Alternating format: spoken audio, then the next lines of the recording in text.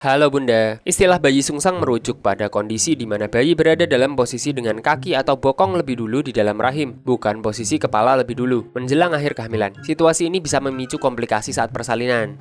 Tapi ada beberapa cara untuk mengatasi ini baik secara medis atau alami. Lalu bagaimana metode alami ini? Mari simak video ini sampai selesai.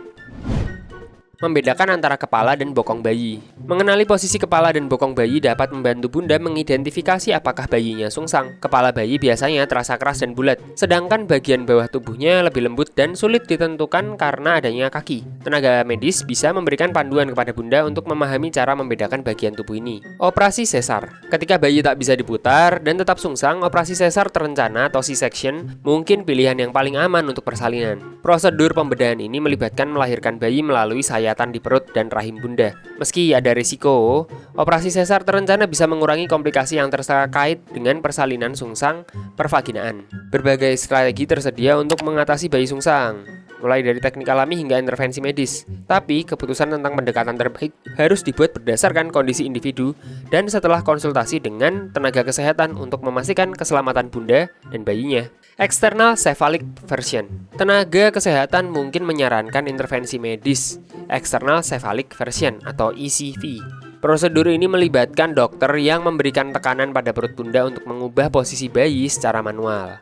ECV ini punya tingkat keberhasilan sekitar 50-60%. Tapi perlu diingat, hanya boleh dilakukan oleh profesional medis yang terlatih. Alasannya adalah karena adanya potensi risiko seperti detak jantung bayi yang melambat atau tertekannya tali pusar. Sebelum lanjut, tulis di kolom komentar kalau Bunda punya pertanyaan atau saran. Metode alami untuk mendorong pergerakan janin.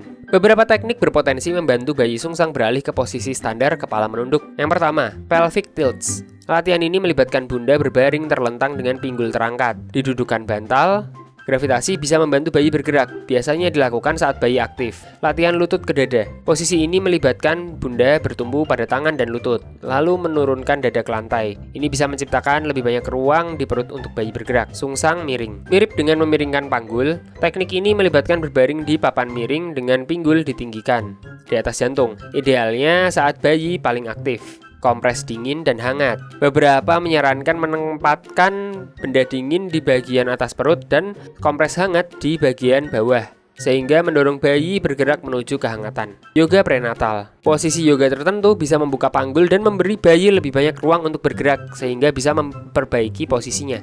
Musik dan cahaya. Ada pendapat di mana bayi tertarik pada musik atau cahaya, dan menempatkan rangsangan ini lebih rendah di perut bisa mendorong bayi bergerak. Dan itu tadi bagaimana cara mengatasi posisi bayi sungsang yang bisa dilakukan. Jika Bunda ingin tahu info kehamilan lainnya, klik di kiri atas.